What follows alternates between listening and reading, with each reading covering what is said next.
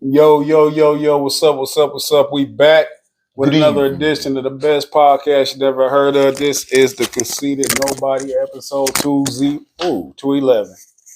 211. That's like some of the most police episode ever. That's a bird. That's what it's what? That's a bird. I'm so fucking shitty because I knew I was missing something. I forgot to put the episode number in here. But anyway, you know who I am. This Latourus, a.k.a. Dark Skin Thanos, a.k.a. Heartthrob Harrison, a.k.a. Fan of Facts, a.k.a. The Commodity. Mr. Ruggly Handsman fine say that shit. If I did say this, say it again. But we about to have a fantastic show. We got a guest. I don't remember last time we had a guest. We're going to get to his introduction in a second. Should be a sound effect right there. What the fuck sound effects do I have for? You have random or something. We haven't had a lot to clap for recently. So I'm going to be honest with you. I had to either take that helicopter when the white boy died, use that sound effect. And I said, I need this, so can I borrow this, please? We have a guest in this bitch. Listen, ain't nothing hitting right. Hey, no. Hey. Hey, listen. We was telling our guest Jared, shout out to Jared, we're gonna get more saucy with that introduction a little bit. We was telling that we a two-man show and shit, man. It's like we run back and forth shit, figuring shit out. But we are about to have a fantastic show. I have no idea why. Two-man show, full service, though, motherfuckers. Say it again. For the people. Yeah. But we are about to have a fantastic show. I couldn't even segue into the dopest fucking intro in fucking podcast history that fast, but you already know who that is. Yes, sir. It's your boy, Jason Ritchie, a.k.a. Go Jason 9, a.k.a. Vanessa Williams, a.k.a. Send me the cash on Cash App, Venmo, and you can give me cash. Oh, let's go. A.k.a. Marty McHigh, a.k.a. Senor Tecito to the Latino people, a.k.a. Andrew P. Richard, a.k.a. Drew P. Dick, a.k.a. your favorite comedian, nigga. Welcome to the fucking show.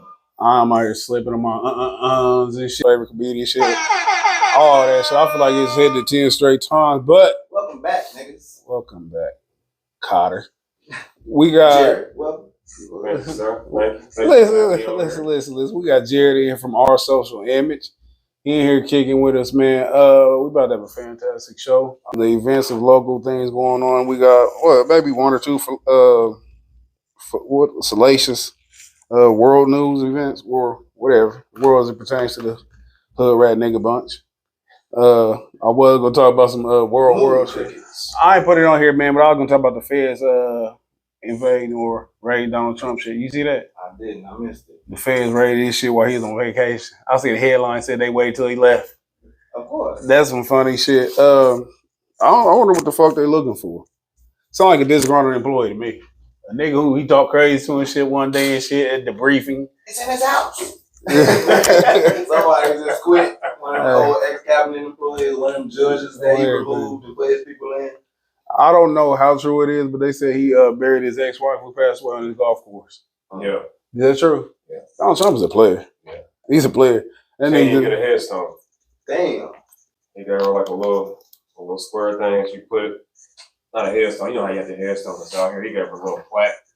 Damn. Mound of dirt. I'm sure that nigga paid her a lot of fucking alimony and shit when they got a divorce. She should have bought her own fucking headstone. You know, you might not outlive me. Fuck you, Donald. Okay, bitch, remember that. A good headstone for. She's dead.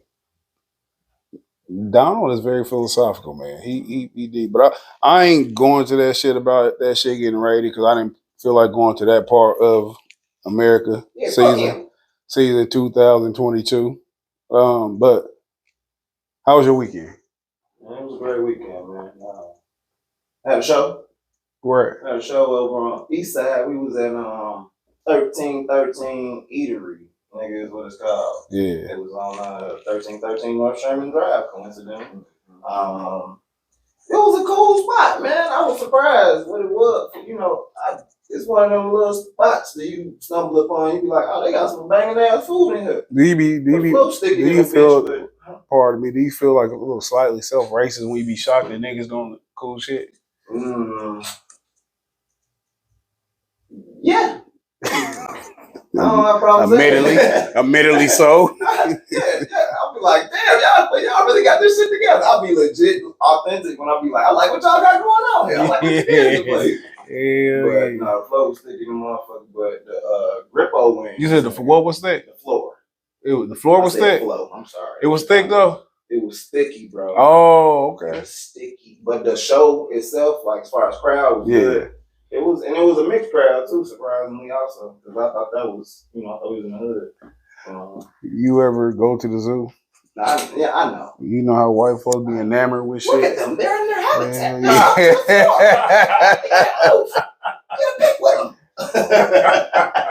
Anybody ask you because you break dance? Hey, what's the most I don't know black people question you ever got from a white person? Oh, I love that one because this is the one that stick in my head forever, nigga. This was when I first went to college, and we had one of those. It was like a teen summit. Remember that shit on BT? Like it was me and my friends and just some random white people from this school in Southern Illinois. Mm-hmm. And Salukis. Shout out to the Salukis. Not even that one. It was the fucking white one in Edwardsville. St. Louis. So it was more white people. They definitely ain't been around these niggas. And they asked me, the first question they could ask me, nigga, they couldn't wait to ask a nigga. Because it was like asking black dude. He said, do they call little black babies nigglets? Damn. I was like, and I started laughing hard as fuck because I remember instantly. Hey, man. Where was you at? How could I be mad? And this is what that nigga with the bad afro had called us in Tales from the Hood. You had to. You little nigglets. I was like, my bad, was a white dude in the movie. Like, okay, you little nigglets. You had to be in the spot where it was like 101 nigga ratio. Man. White people to nigga ratio, because that was if this nigga say something, we gonna hang him. Boy. Watch this, I'm about to ask him. Go ask him. She legit had that. You know what they said? Go ask him, Jared. Do it. His mouth's wrong. Yeah. Not his name is Jared. Yeah. No, but I don't know, man. I don't know what I've been asking and shit. If I just sat here and thought about it. That's the one. That's some funny shit though. That's fuck. What you say? You just laughed your way out of it? I was laughing, so I was like, no, nigga. I couldn't help it. I had to say no, because she was serious. But how many comedians was on the bill? It was like open mic at the beginning, but there was not a disappointing open mic at the beginning. Yeah. We had one or two that was like, all right, we know that nigga just started. But the feature acts, it was 4 of us. 2 of them being Dwight Simmons and who was the other dude? Oh, my bad. Ernest Hicks. My homie Ernest. You remember Ernest? Shout out to Ernest. Yeah. So we closed the show out. And it was a good ass crowd, man. And I got to say some real shit that I'll be like, I like when I get to sneak some real shit up in there. Yeah. Not like I don't be talking about real shit that's real to I me, know what you're saying. Yeah, I was talking about he, her, and they, and them. Oh, so yeah. Ooh, listen, nigga, you made me feel ashamed that I wasn't there. What was I doing Thursday? I think I was asleep.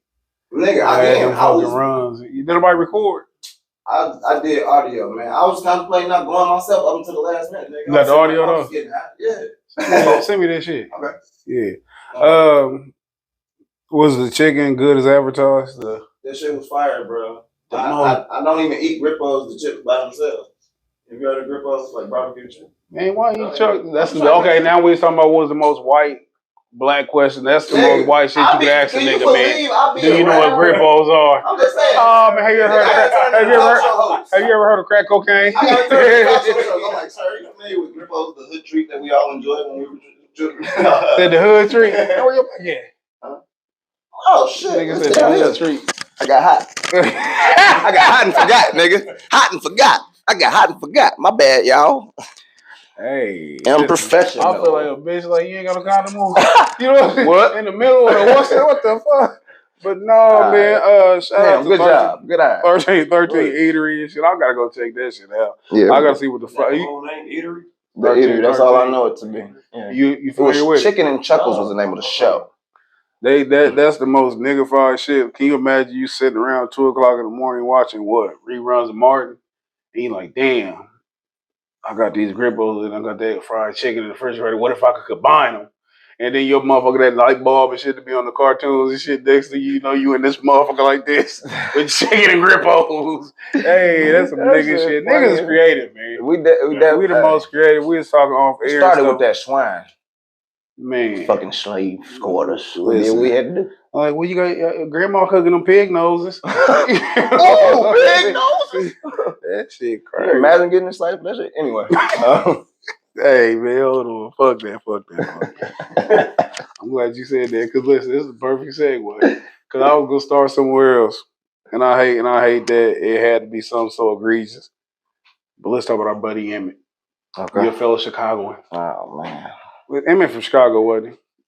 So somewhere up there. Yeah, he's from Chicago. But it happened down yonder. I'm sorry. Am I reading this? Emmett Till's accuser will likely not face criminal charges over his lynching because the grand jury in Mississippi just determined there wasn't enough evidence to indict her. 88-year-old Carolyn Bryant Donham skirted what many would say would have been Justice Tuesday when a LaFleur County grand jury declined to hand down an indictment charging her in connection with the 1955 killing of 14-year-old Emmett Till, which rocked the nation. Local prosecutors presented newly discovered evidence in the case, including an old arrest warrant with Donham's name on it from back then. But after 7 hours of listening, the jurors felt it wasn't sufficient to bring forth any charges. 7 hours of evidence. Kidnapping and manslaughter were on the table for Donham. The unearthed arrest warrant from 1955, which also included the names of the men who were ultimately tried and acquitted, was never executed. So Donham was never taken into custody at the time or charged with any crime. What the fuck? Remember her accusation that Emmett whistled at her in an inconvenience. That's perfect. In an inconvenience store is what triggered the atrocity. There are conflicting accounts as to how Donham sees her role in the Till tragedy. Some claim she has recanted and says she never intended for things to escalate as much as they did, but she's denied that on several occasions. Emmett's family has been calling for her to pay for what she has started, but now it seems she'll escape prosecution. Mississippi Attorney. Oh my God. The Mississippi Attorney General has already gone on record to say that she will not be reopening the case, kicking the matter down to the county. In the wake of all this, a new film about Emmett Till is finally making his way to theaters. Thanks, TMZ. It's got to be a zombie movie. Abraham Lincoln versus Emmett Till. I'd have brought Emmett back killing crackers, boy. My Emmett Till would become back like, come here, white bitch. They gonna definitely be like, that was a horror movie. We're gonna be like, that was an action film. That was great. It was very profound. Perspective. Hey, your thoughts on this? Anybody got any thoughts? Anybody upset? Anybody gonna burn down some buildings downtown? I'm part of the outrage police. That's some bullshit. They could put Bill Cosby in the joint for fucking peeling them bitches, but who wanted it? But they can't get this. They a little bit of influence. Yeah, stop this shit. Man. If they doing shit like, if this what we doing, that's all I'm saying. If we going back and getting old niggas, you got to get this bitch too. She did some historically foul shit, but it was only to one nigga, so that's the difference. Oh, that's the one. It was only one nigga. That's the one that went on record. It was one little. That was her thing. She was like the pointer. You know, let's go get this nigga. He was whistling. That's how they convinced her to recant her statement, probably too. Like, it was just one nigga. Come on, man. So that was some bullshit. But I ain't about to go on Facebook Live about it. How you feel about it? Man, it's like this topic, and it's similar to, I don't know, it got me to where it's like, man, this stuff happens so much. And it's like, I don't want to get like desensitized to it, because it seems like every time a situation like this, it happened, like they get put off the hook, like they get off the hook, like with the police killings. You know what I'm saying? It's just like, okay, bam. Y'all charged, but you know what? Not guilty. You know what I'm saying? Or, you know, they had the George Floyd case where they found him guilty, but there's so many other cases where, you know, you get a slap on the wrist, or you get found not guilty, or you just get a small amount of time compared to blacks and the time that they get for the smallest crimes. You know what I'm saying? And so I don't know. It's just like it's really. I think it's just a reaffirmation of power. Is what that is. This is like, nigga, we need y'all to make sure y'all know it yearly that y'all is not gonna go in y'all favor, nigga. Don't try to rise up. Oh, yeah, that was cool. That was Black Lives Matter season, but we let y'all touch some shit up. But like, we not finna change that. So, and then it's just like, so you got like just people trying to live, just people trying to survive, and so it's just like, damn, you wanna it touch you. And you want to get out maybe and voice your opinion or maybe join a group of protesters, but it's like, damn, I got to be at work. I got to work 12, damn near 10, 12 hours a day. We damn near living week by week, you know, check by check. You know what I'm saying? It's just like you can't put your energy into it. You know what I'm saying? But then it always, not always, but sometimes like you don't. A lot of people don't raise hell until it touch home. You know what I'm saying? That's just, and then now it's like, man, let's change the world. Let's change the shit. You know what I'm saying? Because it didn't touch home. But until then, it's just like, damn, that's fucked up. Well, let's go on to bed. We got to get up early for work tomorrow. You know what I'm saying? Fact. See, I care as much as I can pay these bills. Yeah. Do y'all care? Are y'all? Or y'all worry about going to work tomorrow? I didn't expect it to go in. I wouldn't have thought to bring this back up because I knew it would go in this direct. I knew it would go that way if we did. So that's why it's back to you saying like, I don't know. It's kind of like a reminder, like, nigga, that shit don't work. But you be like, damn, nigga, I hate that it's like this, but these bills ain't gonna pay themselves, nigga. Right. This dope ain't gonna sell itself. But I'm gonna tell y'all what I don't like about it. How long ago this shit happened? It's an anniversary too, I think, too, ain't it? The actual killing took place in 1955. The movie, the promotion. That's what you was talking about with the Bill Cosby thing, amongst other people who have criminal or supposed criminal or anything instances that was brought up within like the last 20 years, 10. They highlighted that stuff, and it was for an agenda. It was to push an agenda to change the dynamics of the divine feminine, where it overcomes the masculine or the patriarchal society. What you had to do in that situation, you had to create a villain and then create the hero. It's the Hegelian dialect we always talk about, the protagonist, antagonist. And the antagonist with the Me Too was the quote unquote toxic masculine man. The hero was the victim female who overcame. Shout out to Laura Croft. Best way to promote the movie, though. That's probably the dynamic. So to this point, with the Emmett Till shit, I had heard him say this shit because you're about to kill my point. You're about to beat me to the punch, and I ain't feel like being out punched today. Fuck Mike Tyson. So look, some real shit. They had ample time to bring the Carolyn Bryant Dunham. She's 88. At this point, she can just be like, fuck that nigga. You know what I'm saying? Like, I'm 88. You know what I'm saying? What y'all gonna do to me? Put me in jail? Really? That was years ago. It's not even logical or sensible to put this old ass lady in jail. If we live in comparatively, we are gonna find ways to, you know what I'm saying, make white folks, because we'll be out here all day trying to make it even. You know what I'm saying? We be like, oh man, we be out here just busting white folks upside the head, hanging them and shit, turning them into wallets and things like that. Wallets. Yeah. But we would never be fulfilled because what we feel is not an organic feeling. Anybody who's outraged by this stuff, I guarantee you they want to think about Emmett Till a week ago. You know what I'm saying? And they don't know when they're being manipulated, prodded, and pushed. Yeah. And what I mean by that is this: what stood out in this article for me, which was the most disgusting thing to me, was nothing what she done. Nothing. Not a single thing. Because it was a billion Emmett Tills, as y'all alluded to. This shit's been happening. The George Floyd shit, it's been happening. It's just they put the spotlight on it when it affects or they need an agenda pushed.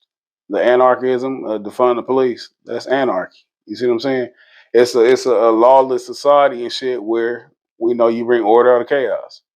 When you have all kinds of shit running rampant and people start looking for solutions because they're busting windows and stealing cars and GTA NPC character activity, it don't benefit none in the long run. It's an emotion based reaction, and once you calm down, you realize you ain't got no food, no water, and shit.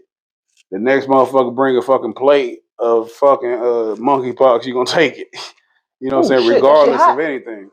So in this particular sense, what I said, what I hated so much, it was they say in the wake of all of this, a new film about Emmett Till is finally making its way to theaters.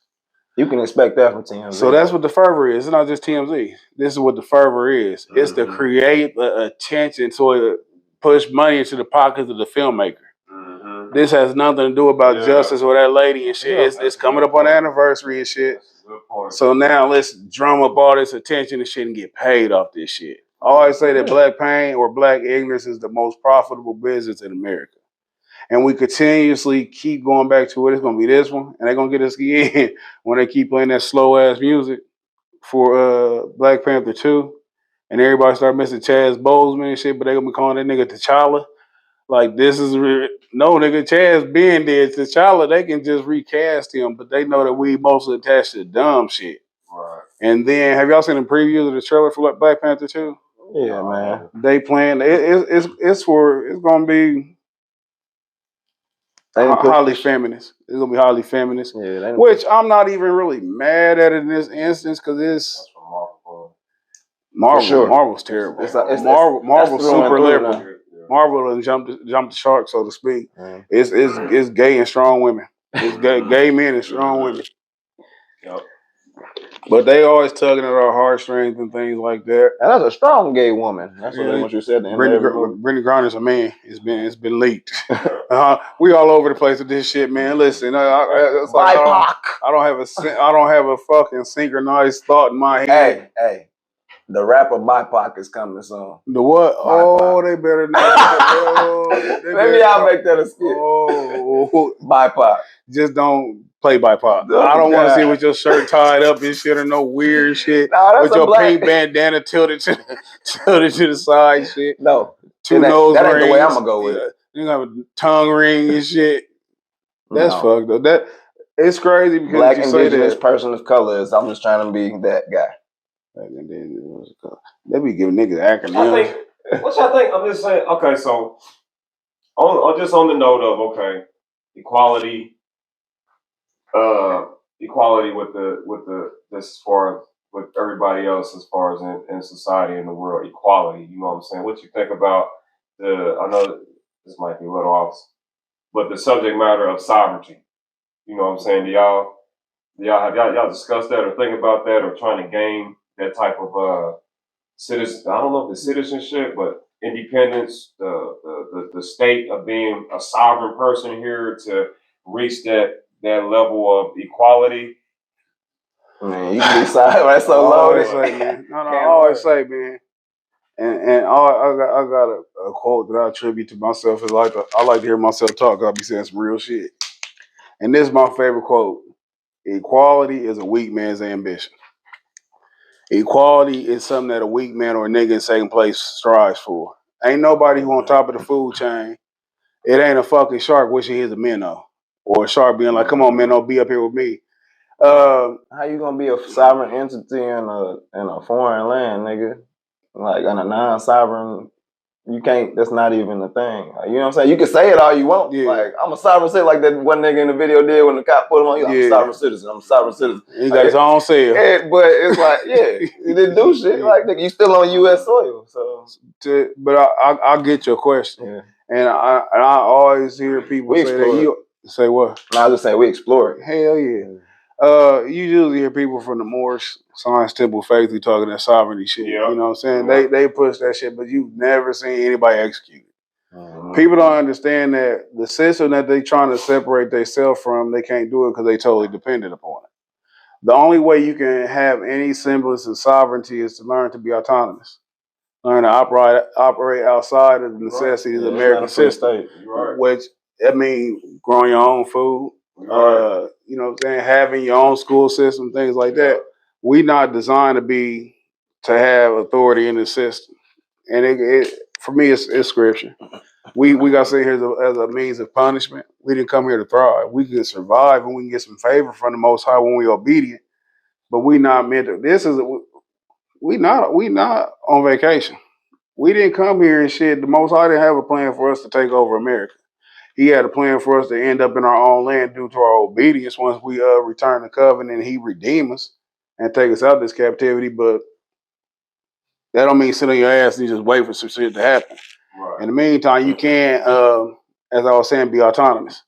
But you can't do it from the mind state of I'm gonna get every nigga and save them. You gotta first start with yourself, start with the people around you, and then let it fucking expand like a good disease. A community, you know what I'm saying? For sure. Yeah, Small community. You gotta have a community mind state, and you have to be with like-minded people. You can't be out here trying to tell people, man, this is what we're gonna do, this is what we're gonna do.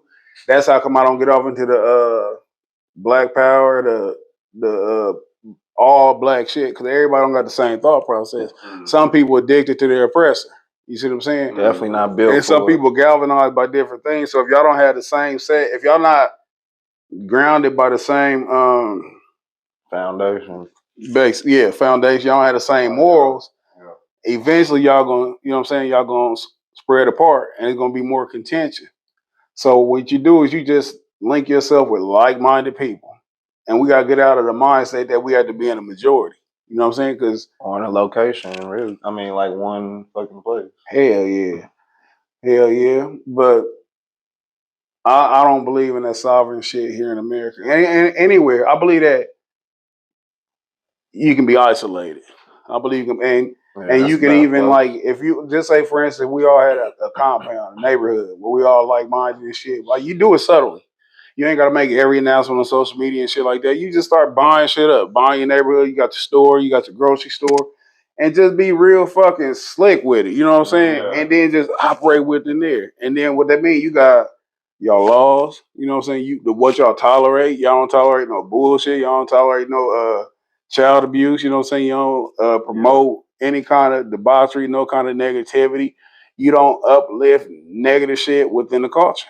You know what I'm saying? You only accentuate the positive, and then you go from there. So you can create a small utopia, you know what I'm saying? Just a small group, and just be happy there. You know what I'm saying? I can't convince somebody who want to talk about they fuck nigga free and shit to see it my way. You know what I'm saying? I can't convince nobody who mad about Kanye West. Period. Yeah, who mad about Pete Davis fucking Kim Kardashian. That is some real shit going on. So yeah, I don't know. I believe in being autonomous though. Right. And when we raised in society, I get it. It's tough. It's too easy to go to Walmart and get some food, you know what I'm saying, rather than just grow your own shit. So definitely if you ain't bred for that, like, cause it's real hard work. Hell yeah. Motherfucker could easily be like, man, I'm tired of this shit. But if you ain't, You ever sit down for a long fucking like 15 seconds? Like this was 6 of this fire shit don't work. You just threw them away and just walked away when you was little, or had a magnifying glass. Like, why that shit catch a fire? You just give up because everything been so easy, and I think we take things for granted. It's a good reminder of how far the Most High done brought us. Because our ancestors, like you made the point about the pig, you just eating any fucking thing. Now niggas bragging about filet mignon. But we take everything for granted and we act like we're in the worst time ever because somebody say the quote unquote N word. You know what I'm saying? Or anytime just because Big Bird didn't give your son a hug and shit, nigga, you acting like you got your foot chopped off. You reacting like a fucking anime character. And that's that equality mind. Hey, that's fucked up. That's fucked up, man. But that's when you want to be equal. You know what I'm saying? I wouldn't even want my child to talk about they want a picture with Bugs Bunny or Big Bird or whoever.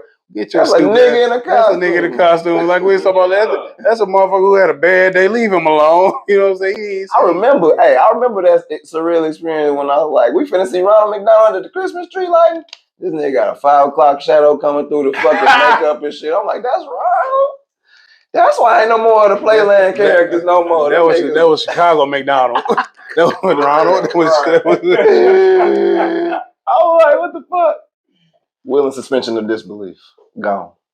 Let's talk about some more debauchery. Hey, no, that's a good segue though. Go ahead, you got it. This is a good segue for that because this is why we can't have no fucking community and no good shit. Because it's always gonna be somebody doing some stupid shit that fuck it up for the rest of us. Yeah, like old girl. She can't come into the utopia. Yeah, like old girl from Terre Haute who punched the fucking 2-year-old kid in the face. You heard me right, ladies and gentlemen. How old? 25-year-old Terre Haute woman has been arrested. 25 has been arrested after allegedly punching a 2-year-old boy in the face while the child's mother was holding him. She then punched the mother, court document claim. I like how it was put. Rashida Stevens is charged with battery, resulting in the injury of a person less than 14 years of age, a level 5 felony. She was arrested on August 3rd, one day after a warrant was issued. If found guilty, Stevens could serve between 1 and 6 years in prison. According to court documents, a woman who lived in the same apartment complex as Stevens told police that on July 23rd, at approximately 3:30 p.m., she had been getting her 2-year-old son out of her car when Stevens approached her rambling and not making sense. The woman reportedly told Stevens to stay away from her son, telling police that Stevens responded by saying, "It's okay. I had kids of my own, girl, and I would not do anything to him." The woman told police like this the whole time. I would never, right, everything crossed the whole time. Yeah. The woman told police immediately after saying this. However, Stevens full power punched. Mike Tyson punched her son in the face, according to the court documents. The woman said she'd been holding her son on the left hip at the time of the attack, like a fucking hood rat. And after punching the child, the woman told police Stevens then punched her, striking her in the left upper chest area and face. Cyber. So near where the baby was at, right? Street Fighter, featuring bitches. The victim told police after being punched, she struck Stevens back, causing her to flee from the scene. A one-hit quitter? The woman reported, with a baby in your arm. The woman reportedly shouted after Stevens telling her she was going to call the cops. Stevens reportedly responded back by saying, "That's fine. My dad's the cops and nothing will happen."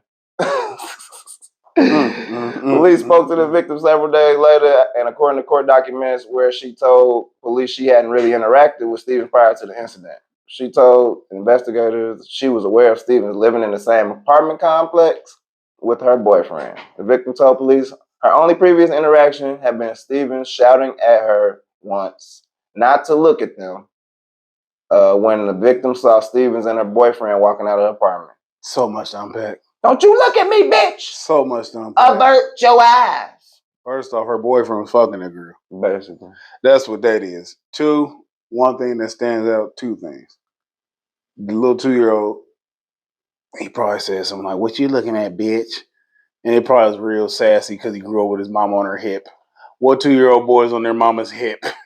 He probably the one that snitched. Like, "She eat my Cheetos." But this mama, that's her. "She eat my food snack." This is the part that really bothered me, though.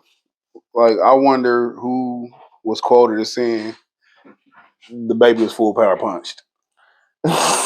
Who in the fuck said a full power punch? And they put it in parentheses, quotes. So somebody said that on the scene, and it was in the court documents. This is just hood rats hood ratting.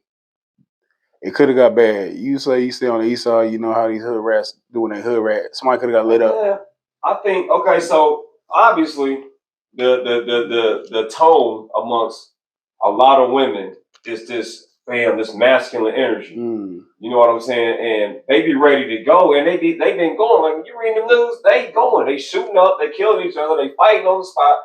You know what I'm saying? So I'm looking at it like they been fighting, they been arguing. There's some underlying beef. Maybe the dude was sleeping with her, but she knew. She said, "When I see you, bitch, it's on."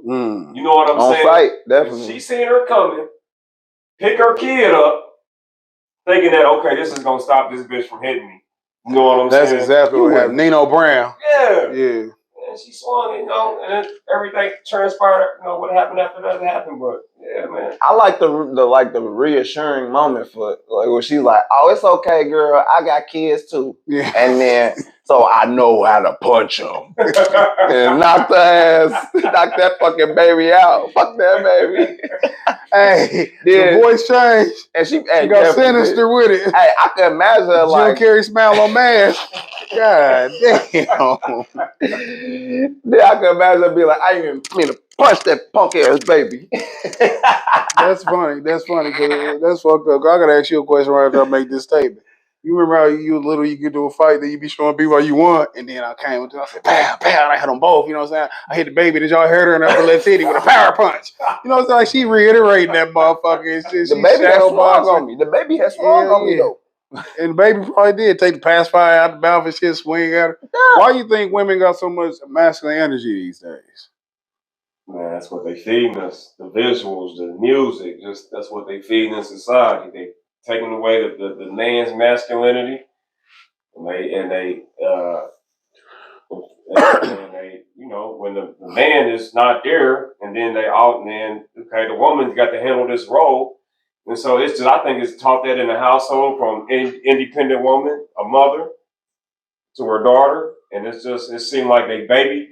I don't know, man. I might be tripping, but I feel like what I see now is you got the independent mother, and she has a son, she has a daughter. Lay it out for him. You know what I'm saying? The son she baby the son. You know what I'm saying? The pacifier stayed in his mouth the whole time. Maybe not just a literal pacifier, but he, you know what I'm saying? He's the baby. You know what I'm saying? And the daughter, she's hard on the daughter. She's teaching the daughter to be strong, independent. You don't need no man. This energy. Don't be being fast. Yeah, and so that's how she grow up. I don't need no man.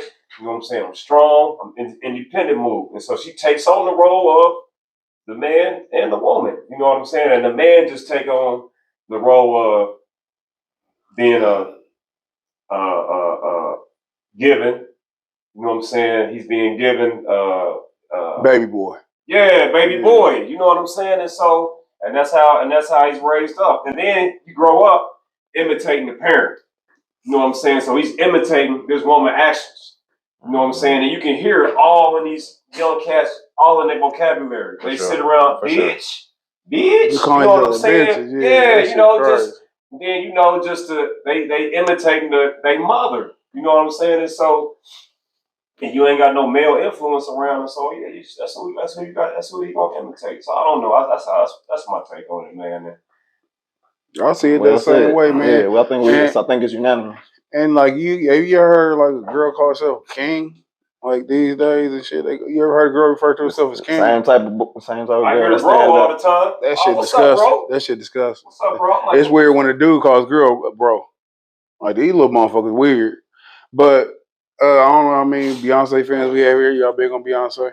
I was listening to I'm gonna be honest with y'all. I tried to listen to her shit to have an honest critique of it. I got through about 2.5 songs. It's hard. Her shit is bad. Beyonce, it's overpowering too. It's terrible. And it's terrible in this regard that Beyonce is like 42, 40, 41, 42. She got 3 children. And she's still talking like she fucking 20. But Beyonce at the point in her career, she shouldn't be trying to push this pseudo I'm this strong woman shit. Beyonce should be singing an album full of fucking ballads right now. You can't be trying to make hood rap music and holiday music. You live in a billionaire lifestyle and you still trying to purport that you this fucking down ass Houston chick from the whatever ward you from and shit. You letting these motherfuckers. I don't understand how niggas get so much money and they still be getting pimped out. So we know that if you check out these entertainers who supposedly successful by whatever standard success is, they always are being able to be pushed and prodded to something else, to the next thing, to you know what I'm saying, to be used as pawns. Anybody who in the know, they had her taking pictures on the horses. If you that's her, it was symbolic to the 4 horsemen of Revelation. Yeah. People wasn't catching that shit though. But it's like they always have another level of stupidity or ignorance that they willing to go to. And it's like you have this money, so what is so it's something bigger than money.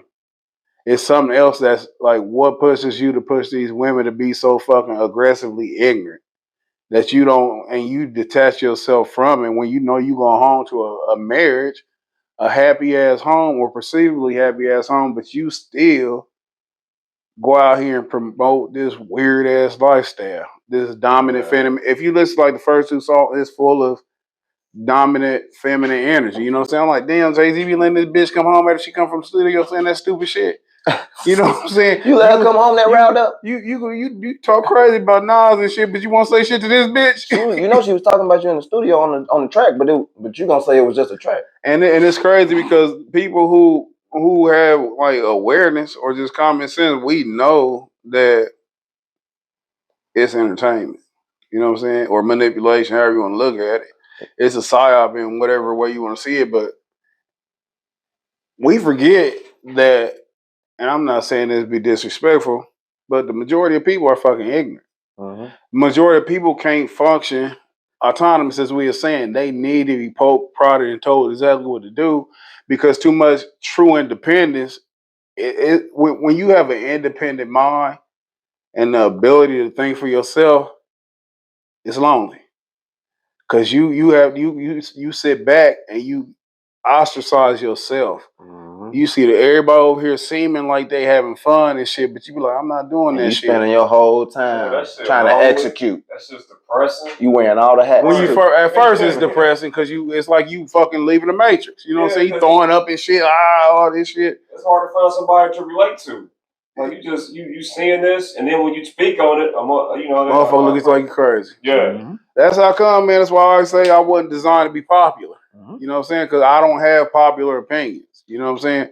I'm gonna say something and shit, and the thing is, I'm not saying it just to say it. I say it because I feel it. Mm-hmm. So with that conviction, I'm not bothered by the reaction to it. But we're in a society where everybody has to be accepted by something or somebody and shit. That's how come these people who you seem like they successful and shit, or they got all these albums or money or movie careers, and they be fucking unhappy because they didn't do anything that they really wanted to do. It's always to get somebody else's attention. You know what I'm saying? So that masculine energy reeling, women get to the driver's seat and realize, man, shit. You know what I'm saying? It's like bumpy than a bitch. Remember how you was little and you was like, this how it is when women imitate me.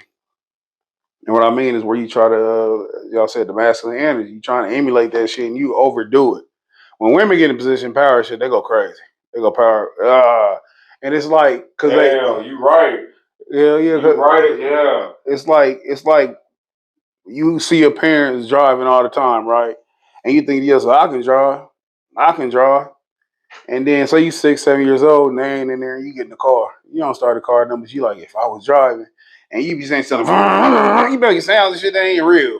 You overdoing it, and in your head, you running niggas over. You know what I'm saying? You doing ignorant shit in the car and shit. You make beep, beep, you doing all kinds of ignorant shit. And that's how it is when women get in the man's seat. You see what I'm saying? They start, if I was a man, what would I do? You think of myself, if I was a dog, what would I do? And some women, in defense of a lot of women, some people are pushed to the front seat, where they have to drive the car and shit. And some of them do a fantastic job. You see what I'm saying? But in the natural flow of things, it's not natural for women to have to raise their sons and daughters and shit alone. Because it wasn't meant for women to be raising children alone. Yeah, they confuse possible with natural. And it goes back to where you can lead up, like we're going to talk about the women slanderously, but it all go back to the man. You know what I'm saying? If you was being a steward over your household and your woman and shit, the adversary couldn't have her eating apples, eating bananas, eating the forbidden fruit. You know what I'm saying? If you protect your house and shit, nigga, you can't get fucked up. But when these niggas have this feminine spirit, they raised to do everything women say. That's what it is. It's chaos. It's chaos. And we can sit there and do the point and finger thing, but I don't know. I'm disappointed in Beyonce's album.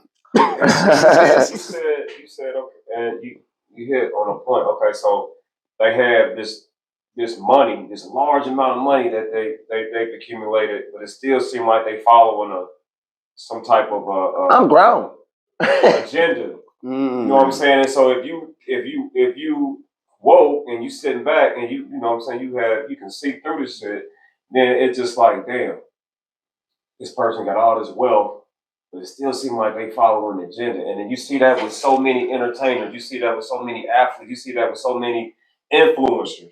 And you be like, damn, it's some type of power behind this shit, but you can't like really pinpoint it. Like, you know what I'm saying? It's all the conspiracy theories of the families that might be in control and all of that. But you see the effects and you see this, you know the system, all these damn systems that that's a burden on our backs, and all the way that them fucked up the family and fucked up the way our finances going, and we so dependent on this shit, and it's just like, damn. It's like, okay, what the fuck? But then you still, like, to go back to the beginning, like, man, I gotta pay my bills, man. Right. You know what I'm saying? So it's like it's from a vantage point. If you're not spiritual and you just like more character driven philosophies and stuff like that, man-made philosophies, it's like okay, it's like a hopeless. I guess you're just sitting from a hopeless vantage, a hopeless. You on a hamster wheel. Point, yeah, and you like it ain't no way out this shit. You know what I'm saying? So, no, that's essentially what it is. So many layers. Yeah. it's essentially what it is. You hit it on the head. It's tough, man, and I don't know. What time you gotta go home? He asked me before the show how long we run and shit. They got a curfew. I'm fucking with you. I just had to. Okay, you going on? Where? How long you going? Nah, we cool. We cool. Okay. Got with y'all. That's what's up. You got the motherfucking GPS on. It's in the car. No. The proof. Oh, baby, I am at the studio. See? Hey, niggas go live and shit. Yeah, I'm at They gonna clown me. Yeah. It's not a green screen. Say something. Say what's your name again? Jason, say something. What's your name again? Let me see. Dude, right here. No, ain't no girls in here. See, ain't no bitches in here, baby. No, ain't no bitches. No. Who on the camera? Yeah. But no, man, we had a bunch of shit we had on here, man. But I want to go ahead and tap in with our guests. You cool with that? I'm talking to you, man. Oh, I'm always cool. Yeah. We do got Jared here from Our Social Image, man. We like to tell people about yourself and your brand. Okay. Just to start off a little synopsis. So me, myself, Jared Mitchell, I'm just a man. I'm a man in a position I am right now, man. It's just like I'm trying to recover from, not recover, but trying to just now being able to like get things right in life. You know what I'm saying? Because just from like I was raised in a good family, taught good morals. You know what I'm saying? Just good life lessons I learned from good people in my family. But it's just like I didn't have that male role model in my life. You know what I'm saying? So as far as a positive role model, and that could have taught like a work ethic, a good work ethic, just the things that a positive male role model would teach a young man. And so I was, I looked outside the household towards role models that was in the neighborhood. You know what I'm saying? And so I went that route. You know what I'm saying? I made a lot of mistakes early in life. You were born here in Indianapolis, right? Yeah, I was born here in Indianapolis. I grew up right off 40th in Arlington. And so,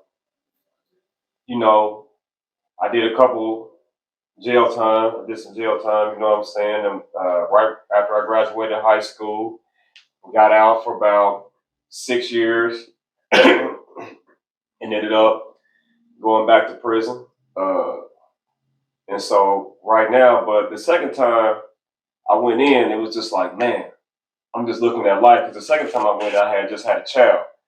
And so I'm just looking at life like, man, I got to do things different. You know what I'm saying? And so the Most High just put this, he was just putting this something on my heart like, man, you got to change your life. You know what I'm saying? And so it's crazy. I was going to the, because I always been a man of faith, but, I strayed. And so I was going to the chapel, and involved in chapel services in the prison system. And so I'm just hearing, and nothing against the way religion is taught, you know what I'm saying? Everybody got the way they understand things and got their sect that they rotate with. But for me, it was just like, man, it's the Most High was just like, it's deeper. It's a deeper message. You know what I'm saying? Look, search. And so I'm just rereading the Bible. I'm just reading it, and then keep in mind that at the same time, I'm participating in like self-help programs. I'm reading. I'm in these books. I'm really trying to get home as early as I can to my child. And then my wife ended up dying the next year, 2009, Christmas morning. And so it was just like, this is crazy, like, you know what I'm saying? And so anyway, I ended up finding. Was you locked up at this time? I was locked up. Yeah, I was at Miami Correctional Facility. And so when I got the news, and so you know, from then on out, I just had my mind set. You know, I'm gonna change my thinking. You know what I'm saying? I had errors in my thinking. I'm gonna change my thinking. At that time, I was serving time for dealing in possession. Excuse me, of narcotics. And so I stayed on that path. And I got to thinking, I'm like, I done read this book, I done read this self-help book, but it's like I don't got no structure. And so I just kept diving, and then it's like, wow, it's right in front of my face. Like, for me, the Most High was like, eat this, don't eat this. You know what I'm saying? When you have relationships with people, this is how you handle the relationships with people. You do this and you don't do this. You know what I'm saying? And so I really got off into the laws. You know what I'm saying? And I was like, wow. So this is like a culture. You know what I'm saying? And so I'm like, this is my foundation. You know what I'm saying? And so I made that my foundation, and I just built everything on top of that. And so by the time that I got out, I had adopted this new way of life. And I was like, wow, this is working. You know what I'm saying? My relationships with people are better. You know what I'm saying? I'm motivated to be more proactive, like with the community. Mm-hmm. You know what I'm saying? Engaging, helping people, allowing good people to be assistants to me. You know what I'm saying? So, and it's crazy because when you get on your path and when you're trying to change your life, it's like there's so many challenges. So the way I used to react to certain things, I can't react like that no more. Like, so say if I'm in a verbal or I'm having a discussion with somebody, and let's just say he's got his way of thinking, I got my way of thinking. I'm at a point right now I can comfortably be like, okay, cool, let's agree to disagree. You know what I'm saying? But I used to be at a point to where, okay, this could lead to something. You know what I'm saying? But when you in prison and these debates happen every single day, and people get out their body over these debates. It can be the smallest thing. Somebody's athletes. Kobe Jordan. Yeah, you know what I'm saying? Or stats or something, just the smallest thing. Oh, okay, nigga. Fuck you. Fuck you, nigga. You don't know Martin Luther King? Right. And then so it's like you was just saying, when you reach a higher level of understanding, you like, man, this is bullshit. How long would you say? I'm sorry to interject, but how long would you say that, if you could say, that it took you for your mind to fully get to that point from the original place where you was at, like for you to really understand, like, oh, this nigga could feel how you feel, I feel how I feel. It's all good. Okay, so that took a while. Because the day I got arrested, years. It took some years. Because the day I got arrested, I had made my mind up, like, damn, I left a child out here without a father, and I didn't have no father, so that was like my main goal. Like, when I have my child, I want to be a good father. You know what I'm saying? I want to be in my child's life, and so I was like, man, no, I got to change. So, but like you just said, I was like 20. I was 30. I was 31. I was 31 when I got locked up that second time. So I got 31 years of being programmed to have that state of mind that I had when I got locked up. You know what I'm saying? So the neighborhood, the music, all these, bam, that's how my mind is programmed. And so it took a lot of time to deprogram that and allow this new program to come in and take over. You know what I'm saying? My conscience. So yeah, it took a while, man. So we talking about 10 years, over 10 years. That's how much time I served. I served about 9.5, almost 10 years on that. So. I got you. I mean, the only reason I ask, because people really think that should be overnight, where you be like, I'm just not gonna do that no more. I understand that too, because I be telling people I oversimplify. I'm like, bro, just if you do this, this is gonna happen. Just stop doing that shit, bro. Like I could really give you the Bob Newhart answer. Like just stop it. Yeah. STOP. New word. IT. Motherfucker, just do it. So that's why I asked because I mean it helped for people like me who trying to help somebody be like, okay, this finna take a long ass time. So let me be patient because this is gonna take a long time. This is like and people around them to understand like it's gonna take them a while to get this shit unless we keep putting that, we have that kind of communication. Yeah, and you just said, you gotta like-minded people. You know what I'm saying? Because you can have the intention instantly. You're like, man, I want to stop drinking. I mean, I want to stop doing dope. I mean, I want to just stop this shit. The intention can be instant, but like you just said, so the mindset is the process. Yeah, the process. Interesting. And a lot of times, like I was gonna say that a lot of times, man, you think like you change. I'm super argumentative. I'll debate, I'll talk all day. And the way that I found out for me not to react to certain shit is stay away from it. Cause it be some times where I think like, yeah, I'm changing, I'm maturing shit, then I get out some ignorant shit and I revert. You know what I'm saying? I just gotta stay with because that's my fucking trigger. You know what I'm saying? So I gotta choose who I interact with, who I talk to and stuff. And then when you are in a situation that you wasn't prepared to be in, like, what am I gonna react to? And to your point, man, like real quick, just think it's simple. Don't do it and this won't happen. You know what I'm saying? Things like that. But I know exactly what you're saying though. What was you about to say? Nah, it just I lost it. I was hoping you were gonna remember me. I seen that fucking strain, that vein popping out the side of your fucking head. I kind of enjoyed it, but I kind of didn't. it was just along the same lines of like essentially just stay out the fucking situation is my thing too because like you know that shit in you. And that's a survival tactic. Yeah. It's not so much of like I'm finna revert back to this. It's just like when you know you in them situations, you know how you gonna react and you know how you have to react. Sun's going down, big guy. I'm always angry, motherfucker. So, bitch, I was just nice for a minute.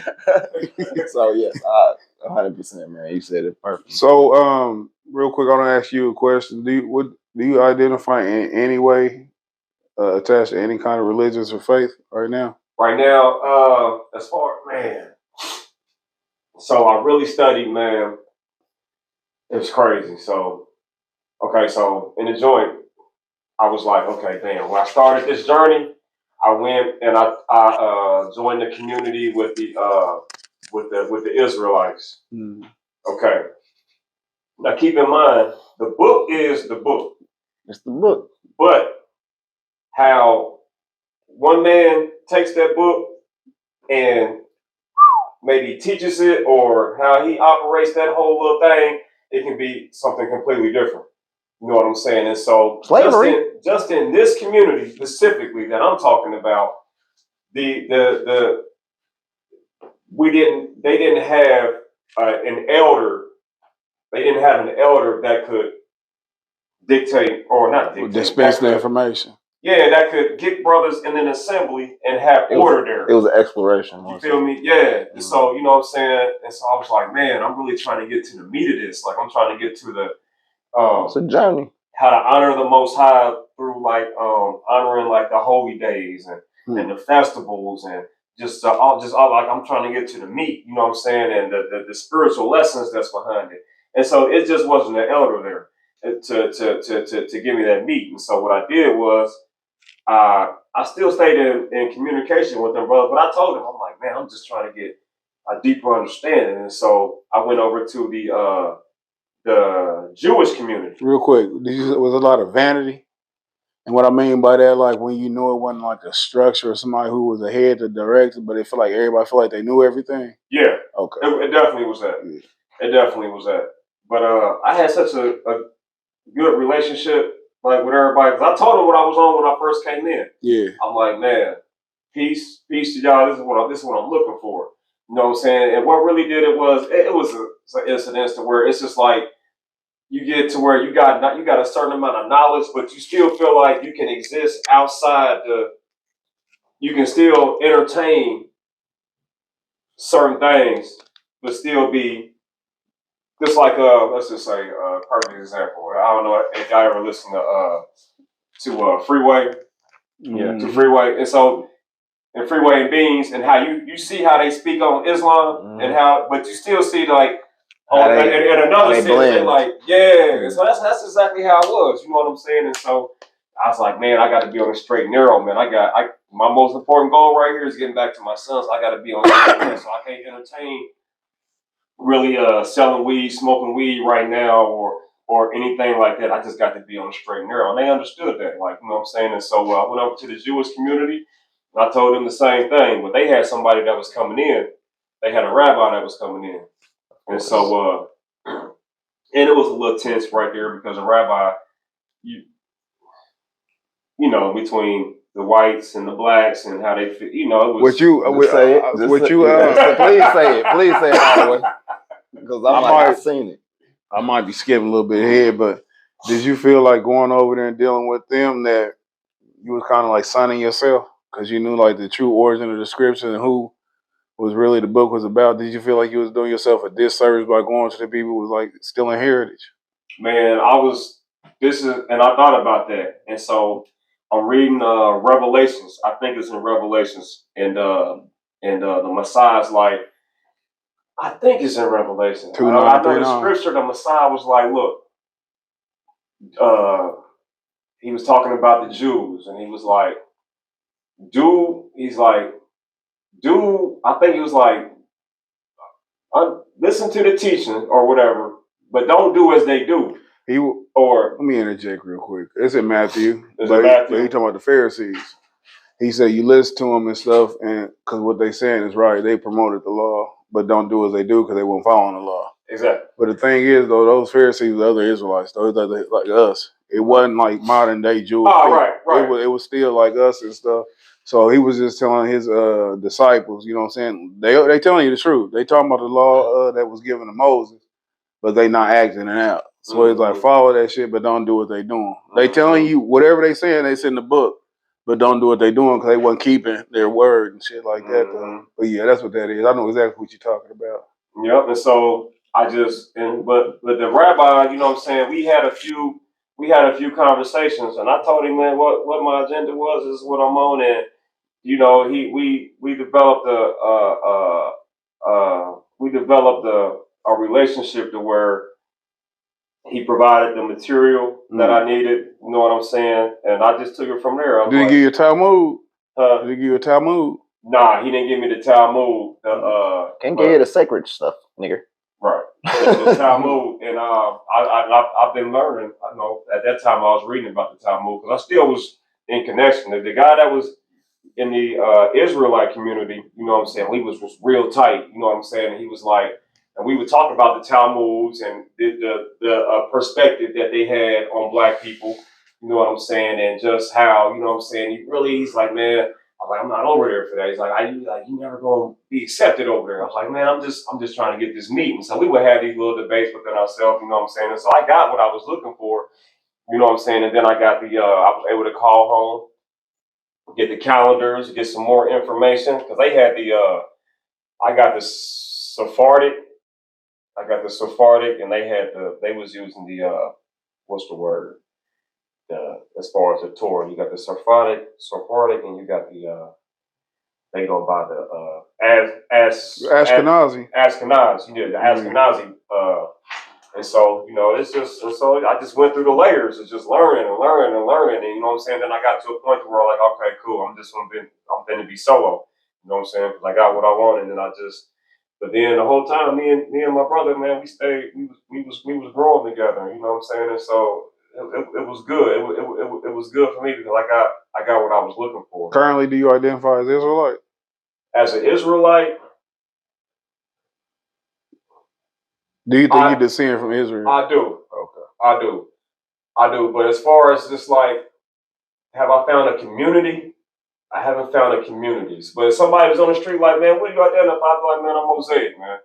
You know what I'm saying? And it's just, for me to break this. You Torah only?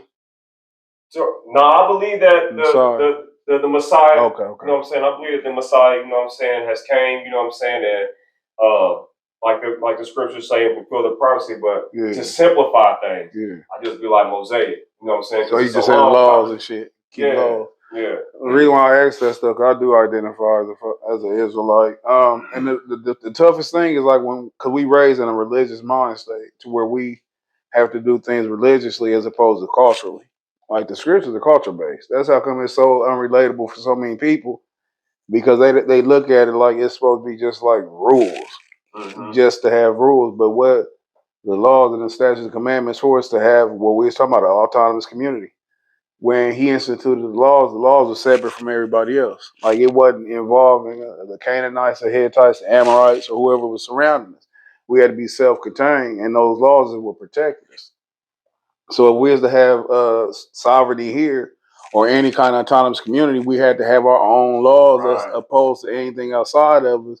But we wouldn't be able to look at them as they was oppressive if we wanted to function. We had to look at them as like they protected us. This is the only way we can exist. Yeah, definitely. And that's like a lot of people don't understand that about the scripture. They think it's crazy because we got a Western European ideology of the scripture. You know what I'm saying? Mm-hmm. And they look at the Most High like he's strict. He did it, all this stuff. But, teach it, yeah.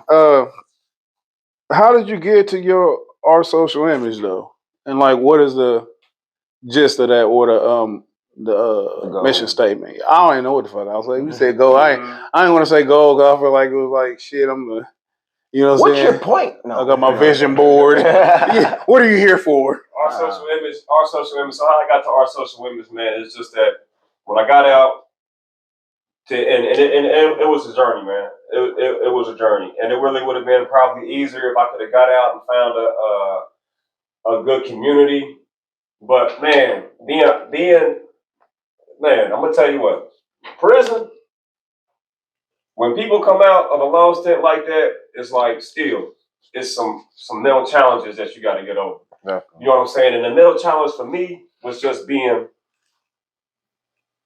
comfortable being solo. You know what I'm saying? Because I had to be solo because I signed a plea bargain. You know what I'm saying? So what it was is they was gonna charge me with all this time, like a lot of time. And they was like, man, look. You can take this plea bargain 25 years, do 12 and a half, you know what I'm saying? Or we can give you 50. You know what I'm saying? If you get found guilty, the max is going to be 50. And so I'm like, wow. Let me sign that plea bargain, man. You know what I'm saying? And so I signed a plea bargain. But when you sign a plea bargain, it's a contract. You know what I'm saying? And so the way this happened was good behavior.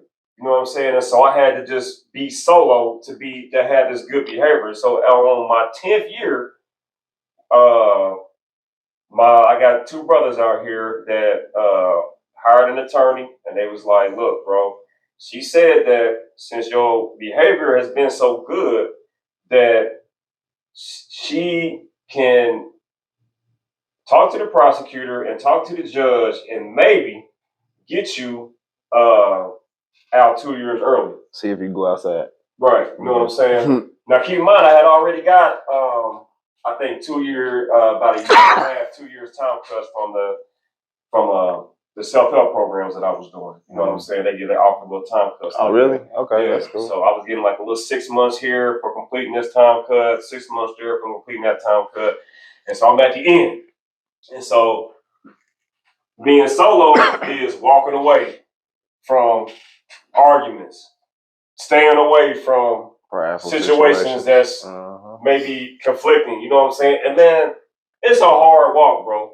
It is. You know what I'm saying? Because I be wanting to let my lower self take control so many times and just, you know, but it's like, damn. So I had already developed that mind, so it's just hard. So I went and got a job. I was working at Five Guys, man. And so you gotta get it. This is what we was talking about, surviving. You know what I'm saying? For me, surviving and getting what I want to get. Two different things. It's easy because I can go to a ghetto quick, call a few friends, and be good. Hey, he sound like a narc, didn't he? I'll go to the ghetto. Go to the crack house. You know what I'm saying? And be good. But it's like you gotta change your thinking. And so I'm working at Five Guys, and we had this conversation in jail. Like, would you ever work for a fast food place, a grown ass man? And I'm like, I'll do it this time. You know what I'm saying? And so that's what I did. How long was you there? Five Guys? Yeah. I was at Five Guys for probably like almost a year.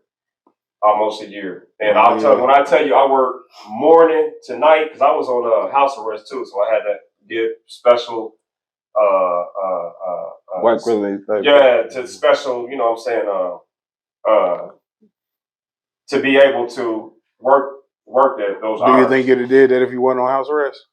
I still would have did it. You would? Hell yeah, I still would have did it. Because I was just tired of hustle.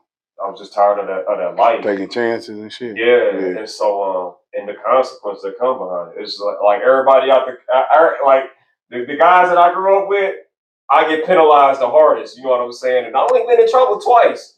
You know what I'm saying? The first time I had to do 6 years, but I got punished because the years that I got, if you look on paper black and white, it's just like, man, you was with somebody. Somebody helped you. You know what I'm saying? And the first time I was like, okay, I ain't telling on nobody. You know what I'm saying? I took my shit. Second time, I ain't telling on nobody. I took my shit. You know what I'm saying? And so my sentences was harsh because of that. You know, so that real nigga shit get you real time. Get you real time. It's like you can't cry, you just gotta accept it. You know what I'm saying? And so Five Guys work morning to night. But then in between I was hearing I had a group of guys from the neighborhood. They was like, bro, you need to get on this transportation shit. You know what I'm saying? And they broke it down. This is how you do it. Go get your CDLs, go do this, and you can get better pay, put yourself in a better position. So I'm like, cool, I'm on that. And so what I did was, I was like, fuck it. I sat and thought about it. How can I achieve this? Because the school costs like $4,000 to pay, you know what I'm saying, for the CDL course. I'm like, okay, cool. This is what I got to do. I was just getting in tune with how to build credit and all of that. You know what I'm saying? I had somebody else mentor me on that. So I got a few credit cards. You know what I'm saying? I was like, fuck it. The only way I can do it is I got to live in my car. I gotta live in my car, stack these checks, go pay for the fucking CDL shit. And so that's what I did. You know what I'm saying? And so it took like what kind of car you had? I had like an apartment or what? Nah, it was like a whole efficiency car, man. It was like a Crown Vic or something. Oh, that's like a 2-bedroom in a car. Yeah, that's definitely better than a studio. Yeah. Hey, so and it was in the wintertime, so it was hard, bro. It was just hard. Did you have a girl at this time? Nah, I didn't have no girl at that time. You know what I'm saying? And so, because it was just like I worked all day, so I didn't have time. I had interest. You know what I'm saying? I keep interest, but it's just like, damn, you always at work, nigga. Like you can't. You know what I'm saying? So that fucked everything up. Plus, like, where are we gonna go? Like, ride around. Before that, I was staying at an extended stay. You know what I'm saying? So I'm paying like damn near some months it's $1,100, $1,200 a month. So I'm like, this is what's eating my money up to where I can't afford the CDL price. So that's the move I had to make. So I made the move. Yeah. Went and got my CDLs. You know what I'm saying? And then just build from there. But where you go to? Truck Drivers Institute, TDI. Okay. They out in Whitestown. Mm-hmm. Yeah. But in the meantime, when we was in prison, it's this group, BEO, Business Ownership Initiative. They came into the prison system and they was teaching entrepreneurship. This guy named Neil Mesker, real good guy, man. And so we would have these classes, and he took us through the steps of, you know what I'm saying, having an entrepreneur mindset and starting your own business. You know what I'm saying? Took us through how to what you want, LLC, how to incorporate it, to making a business plan, to making a financial plan. And so he walked us through all of that. So I came up with the name in prison. I'm like, our social image. You know what I'm saying? So the whole concept for me is I love to promote. You know what I'm saying? And so we was doing that before I got locked up. We had we had a rap group called Reigning Kings. You know what I'm saying? And so we was rapping, we was performing. And so I still had that, man, I love that energy, like the promoting energy. And so I was like, that's what I want to do. And so our social image, right now, our social image is just like, it's like a community of people. Like you say, you need like-minded people. So it's like we're trying to establish a community of like-minded people and help promote their businesses. You know what I'm saying? On the website. We want to do promotion like parties, events, venues. I think our last venue was entrepreneurship for fellas. We want to hold venues like that where people can come in and get some meat on a particular subject. You know what I'm saying? Not just throwing parties like, my advertising with a bunch of strippers on there and we just, you know what I'm saying, just something that something substantial that the community can benefit from. And so that's what our social but on the website, our service to the community is we want to help people promote their businesses and introduce them to people that want to spend money and support small businesses. Well, dope mission for sure. What has been the biggest hindrance in that? In your, if you had any? The man, first, well, not being able to working the job that I have right now, so I deal with asphalt. And so, man, it's 12, 14, sometimes 16 hours a day. And we work 7 days a week. We only get rain days off. You know what I'm saying? So I can't devote that much the time that I want to into the project. And it's hard to find people that are willing to basically like come in and like volunteer. You know what I'm saying? Until they say work for free. Be as committed for no money. Be as committed as you. He trying to make that shit sound cool as shit. You know, man, do something for the community, enhance our social image for the people. Yeah, it's tough though, man. And no, for real, that's real shit. It just helped on the part as far fundraising, going out. You know what I'm saying? Applying, getting grants. Yeah. You know what I'm saying, and stuff like that. Because there's money there. It's just like, okay, I can come in and I can be, I know I can be a grant writer, you know what I'm saying? I know a grant writer, or we can go out and get money this way to raise up the funds and we can have this project over here. So I've just been doing it out of pocket, you know what I'm saying? And so without a team, you know what I'm saying? So that's where we are right now. We're talking to a few people and we're putting a team together, you know what I'm saying? So we can really be a force, you know what I'm saying? So people can really see us more out here. Do you just promote anything, or do you have anything that like you're morally objective to? Man, we just business, like just good business. You know what I'm saying? We I'm not I exist in this space right now to where it's just like what you do under your roof, how you pay your bills, you know what I'm saying? You pay your bills under your roof, what you do on your roof, you know what I'm saying? That's your business. The views of these niggas, you know what I'm saying, are not expressed by me. You gotta say that. You feel me? Disclaimer. Like we got some, like we promote. I'll fuck your money up. I'll fuck your money up. Because like we do a lot of promoting as far as with musical acts. You know what I'm saying? And so we have some men and women who are, they bisexuals, or maybe they lesbians or homosexuals, whatever the political. You Jared. Straight, right? You the promoter man. I'm gonna say Jerry. Ain't gonna make it sound like Jerry. Jerry. But we putting them out there. So I really, as far as just you know what I'm saying, you got to draw the lines with as far as a work environment. If you coming in to work with our social image, like it's just some things. It's like.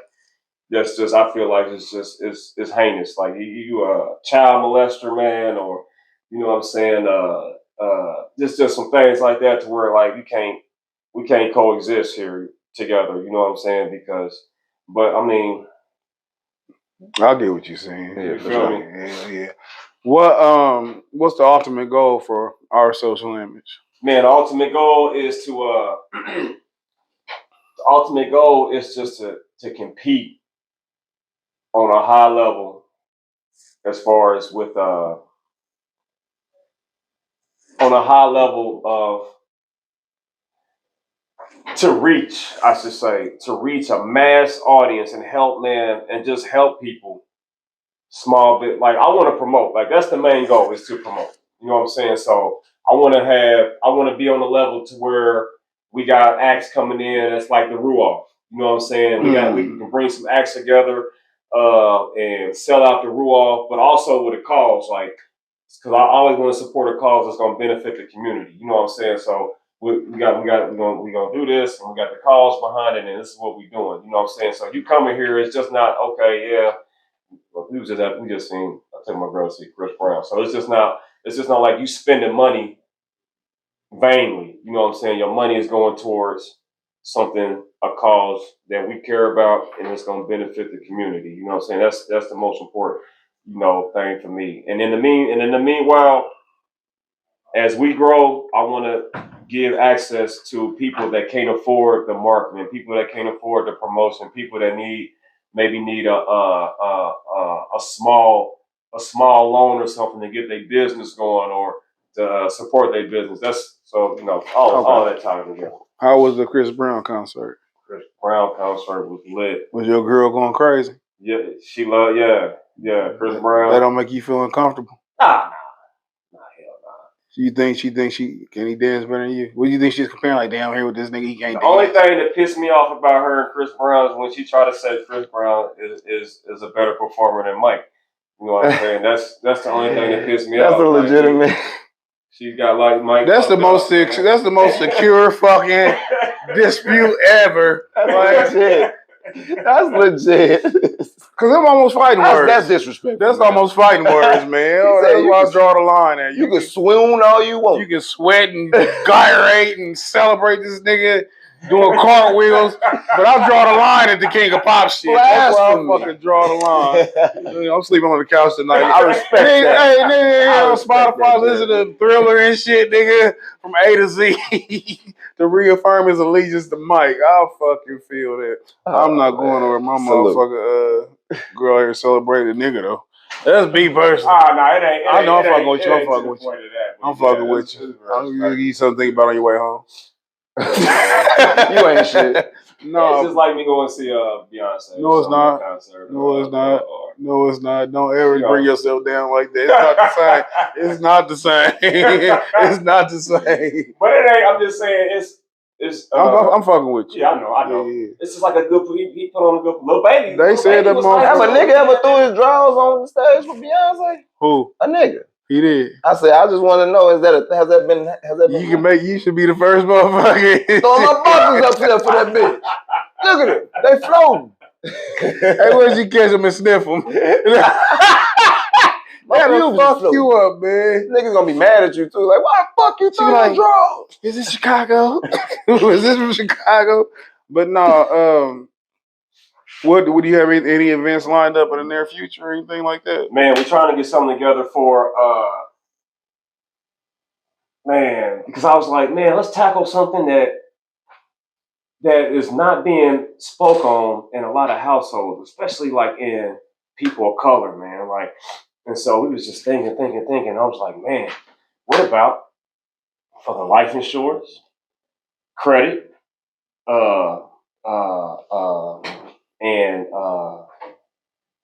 I forgot it was something else, but mainly life insurance and how important life insurance plays as far as in the future of our kids. Because you need life insurance when we go fund me?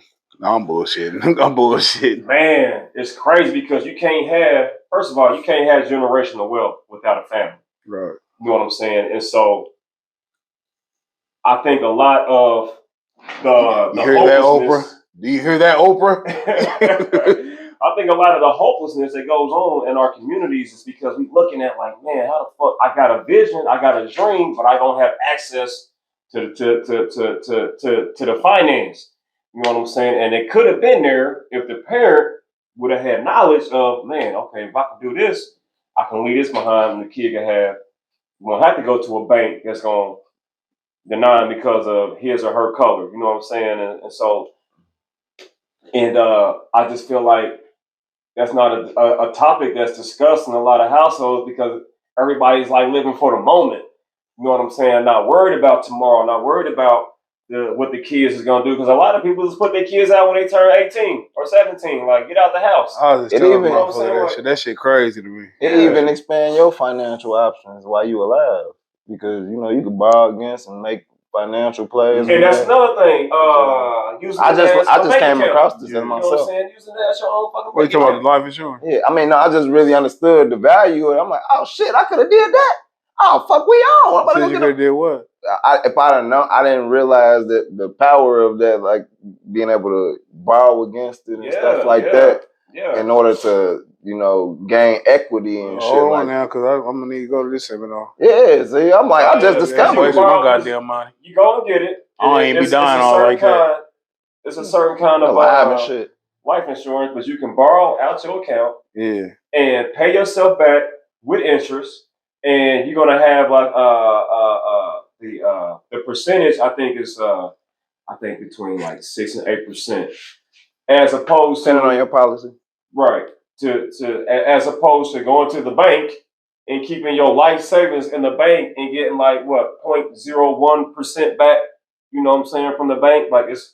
And have them niggas deny you anyway. For the money that you You ever had your fucking money in your savings for a long time? You see that 1 penny uptick after 2 years? You know, disappointed. I feel like JG Wentworth, nigga. It's my money and I want it now. So, is there any particular artist or entity in Indianapolis that you look forward to working with, or you want to reach out to? Man, I want to work with. Man, I just met. We went to Rooftop. And I just met, what's your brother name? Cute pictures, by the way. Cute pictures, by the way. Pictures? Your girl took you out for your birthday? That wasn't that time. Oh! Talk about swooning. Oh, bro. Nah. Look at it. Hey, Jason, look at it. He remembering that shit. The niggas, oh, that plate? Yeah. Damn, where was we at? It wasn't that day. We went to Rooftop and I'm so what's his name? You can pull your phone if you need to. Good, man. Yeah, it ain't cheating. This is it's just crazy. Hold on, this is very vital information, ladies and gentlemen. Remember, because he got a good brand, man. That's what I'm saying. Hey, the brothers make it. Hey, the brother. What do they do? I'm just buying you time. Melly got the Melly clothing line. He got the Melly clothing line, man. Shout out to Melly clothing line. He was just at they partnered with Motor Raceway. Yeah. And he was just there at the raceway selling his products and stuff. Oh, that's what's up. That's what's up. White people like him, huh? He's at the raceway. Said blacks love them, whites like them. But yeah, man, him. Oh shit, I can't find it. I'm sorry, man. It's all good. I can't find. I'm sorry to the brother, man. I forgot his name, but we met. We talked at the Rooftop, and he's got he got a good vision, man. And he was just like, "Hey, man," and then he asked a question like I never really get when I go out and I meet, you know what I'm saying, other entrepreneurs. He's like, "Man, how can we help each other?" You know what I'm saying? I'm like, "Wow, man," and I was kind of stuck, like, because that's a member of your community. Yeah, people just be really kind of stuck on, man, what you can do for them, not what we can do for each other. You know what I'm saying? And so that was a good moment, man. That's a beautiful brother, man. And just people like that, like, you know how y'all got y'all thing going here at the doing this the podcast, just like all this just the energy, man, and just going out, connecting, us all connecting, and then, you know, being able to share a venue, being able to share something, let it grow organic. That's gonna benefit. Yeah, it's gonna benefit the community, man. You just always want to do something, man. It's gonna benefit the community, because we suffered out here, man, just from a lot of ignorance. You know what I'm saying? The errors that we done developed and thinking, trying to survive out here, man. We suffer, man. And so we need that energy. There's a lot of brothers that got good visions. A lot of brothers and sisters that had good visions, but just don't know how to connect the dots to manifest it. We need the barter system, bitch. Become a resource so you can be a resource to someone else and gain a resource from someone else. Can you tell people how they can reach out to you or find you? I'm on pretty much. I know I'm on pretty much every social media. Instagram, Facebook. We have our apparel site, oursocialimage.shop. The website is being redone right now. I had a brother, man, he got over on me. It's crazy, man. It's crazy. It's not crazy. A member of your community. Yeah, it's crazy. Not that brother. And not a brother at all. Together, it was trash, man. And I paid him a nice fee, but it's just crazy how that happened. Monty Matuka. That's he's a designer for Melly. Monty Matuka, good brother. Yeah, and so you add our social image on Instagram, Facebook, Twitter. It's gonna pop right up. And then YouTube as well, or no YouTube? We really don't have a YouTube presence right now. I had my first interview that I did on YouTube, and we have a couple of promos that we did on YouTube. Nice. Well, hopefully y'all think about working with a young black brother like me who do comedy. Y'all help promote me. Man, and me and my girl been trying to find. We love comedies, but we've been trying to find a good comedy. Like it's me, nigga. Yeah, definitely. Like I'm mad that I didn't know about that venue because I definitely would have went. Yeah, definitely would have went. Showed up, man, supported. I just followed you, man. So we definitely. I'm gonna see what you can do. And I always say this. I don't say this because that's my brother, but super funny. Not just funny, but talented. Like there's a lot of people who funny and shit, but they are talented with it. Like they can, like he well versed in comedy in the different areas, whether it be acting, you know what I'm saying, or just his stage presence, just conversational humor. That's your man right there. And he definitely he definitely just be needing that push though. That's what he be needing. Yeah. Definitely, man. Y'all look out for our social image. And Jared, man, we appreciate you coming through for real. Definitely a pleasure. For your time and everything, man, and your company as a resource. And anytime you ain't in bed, thank y'all for inviting me out here, man. Anytime you ain't in bed rock playing with an asphalt, you can come up here and kick it. Anytime you got something you want to promote, come over here and just kick it, man. Drop by. And then we are in a studio, so it's different talents and shit that come through here who can benefit from your shout out to Rich Harbor Studio. Definitely shout out. We about to wrap this up. You got anything you want to say in closing? No, just make sure y'all follow at GoJasonR on all social media, Facebook, Twitter, Instagram, and YouTube for sure for some video clips as well. You got any shows coming up?